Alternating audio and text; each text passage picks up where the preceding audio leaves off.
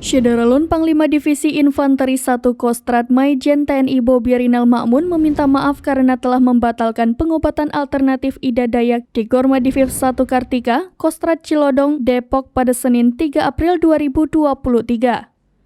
Dia menjelaskan ribuan masyarakat yang hadir begitu antusias mengerubungi Ida Dayak yang tiba di lokasi pada pukul 16.45 waktu Indonesia Barat. Pasalnya, petugas dari Satuan Provos dan Polisi Militer yang mengawal kedatangan Ida Dayak tak mampu mengontrol masyarakat yang ingin berobat. Mereka berdesak-desakan mendekati Ida Dayak yang dikawal petugas militer.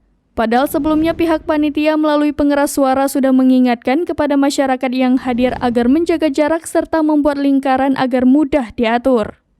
Bobi mengatakan pihaknya akan melaksanakan evaluasi menyeluruh jika pengobatan alternatif itu bakal kembali digelar.